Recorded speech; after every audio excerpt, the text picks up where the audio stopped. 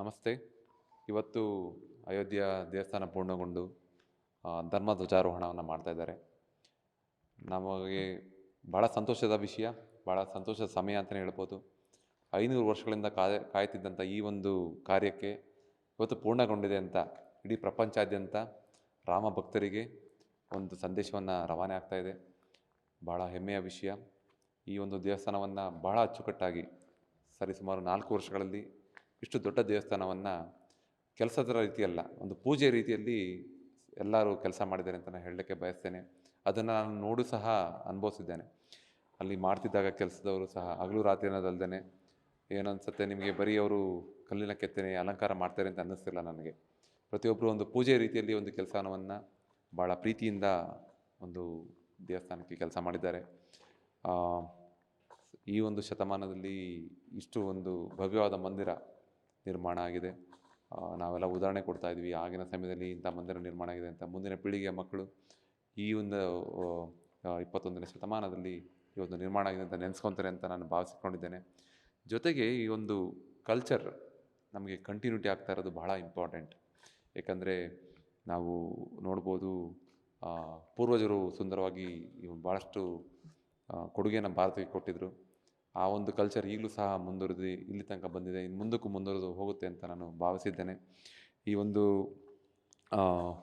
ಕೆಲಸ ನಮ್ಮ ಆದರಣೀಯ ಪ್ರಧಾನಮಂತ್ರಿಗಳು ಎಲ್ಲಿಂದ ಅವರು ಭೂಮಿ ಪೂಜೆಯಿಂದ ಹಿಡಿದು ರಾಮಲಲ್ಲ ವಿಗ್ರಹ ಪ್ರತಿಷ್ಠಾಪನೆಯಿಂದ ಹಿಡಿದು ಧ್ವಜಾರೋಹಣದ ತನಕನೂ ಸಹ ಈ ಒಂದು ಕೆಲಸವನ್ನು ನೆರವೇರಿಸಿದ್ದಾರೆ. ಹೇಳ್ಬೋದು, ಒಂದು ಉತ್ತಮ ನಾಯಕ ಇದ್ದರೆ ಅಥವಾ ಉತ್ತಮ ಒಂದು ಉದ್ದೇಶಗಳಿದ್ದರೆ ಎಷ್ಟು ಚೆನ್ನಾಗಿ ಕೆಲಸಗಳಾಗುತ್ತೆ ಅಂತ. ಆ ನಿಟ್ಟಿನಲ್ಲಿ ಈ ರಾಮ ಮಂದಿರ ಪೂರ್ಣಗೊಂಡು ದೇಶಕ್ಕೆ ಸಮರ್ಪಣೆ ಮಾಡ್ತಾ ಇದ್ದಾರೆ.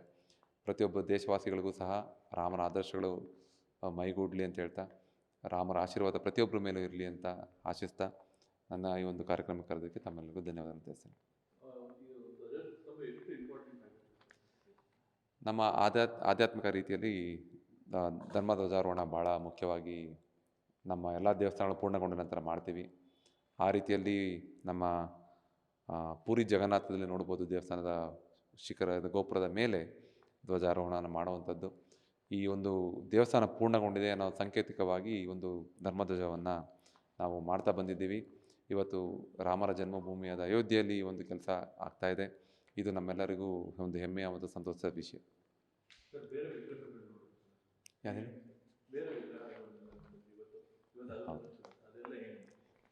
ನಮ್ಮ ಅಯೋಧ್ಯೆಯಲ್ಲಿ ಆಗಲೇ ಹೇಳಿದಾಗೆ ಸಾವಿರಾರು ಶಿಲ್ಪಿಗಳು ಕೆಲಸ ಮಾಡಿದ್ದಾರೆ.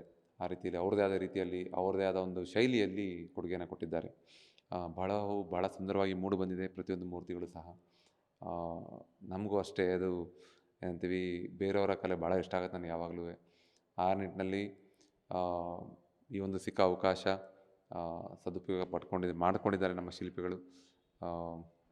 ಆ್ಯಸ್ ಎ ಸ್ಕಲ್ಪ್ಟರ್ ನನಗೆ ಒಂದು ಶಿಲ್ಪಿಯ ಒಂದು ರೀತಿಯಲ್ಲಿ ಮಾತಾಡಬೇಕಂದ್ರೆ ಇದೊಂದು ಶಿಲ್ಪಿಗಳಿಗೆ ಒಂದು ಸ್ವರ್ಣಯುಗ ಅಂತಲೇ ಹೇಳ್ಬೋದು. ಯಾಕಂದರೆ ರಾಮ ಮಂದಿರದಲ್ಲಿ ಈಗ ಕೆಲಸ ಆಯಿತು, ಮುಗಿದಿದೆ, ಮಾಡಿದ್ವಿ ಅನ್ನೋದೇ ಒಂದು ಇತಿಹಾಸ. ಮುಂದಿನ ಪೀಳಿಗೆ ಮಕ್ಕಳು ಅದನ್ನು ನೆನೆಸ್ಕೊತಾರೆ ಅಥವಾ ಅವರ ಮನೆಯ ಮಕ್ಕಳುಗಳನ್ನು ನೆನೆಸ್ಕೊತಾರೆ. ಆ ರೀತಿಯಲ್ಲಿ ಈ ಒಂದು ಕೆತ್ತನೆ ಕಾರ್ಯ ಪೂರ್ಣಗೊಂಡಿದೆ. ಪ್ರತಿಯೊಬ್ಬರು ಕೊಡುಗೆ ಕೊಟ್ಟಿದ್ದಾರೆ. ನಮಗೂ ಒಂದು ಮಾಡೋ ಒಂದು ಅವಕಾಶ ಭಗವಂತ ಕಲ್ಪಿಸಿಕೊಟ್ಟಿದ್ದ. ಅಷ್ಟೇ, ಈ ಒಂದು ಕೆಲಸ ಇನ್ನಷ್ಟು ಜನತೆಗೆ ಭಗವಂತ ಆಶೀರ್ವಾದ ಮಾಡಲಿ ಅಂತ ಅನಿಸ್ತು. ಧನ್ಯವಾದ.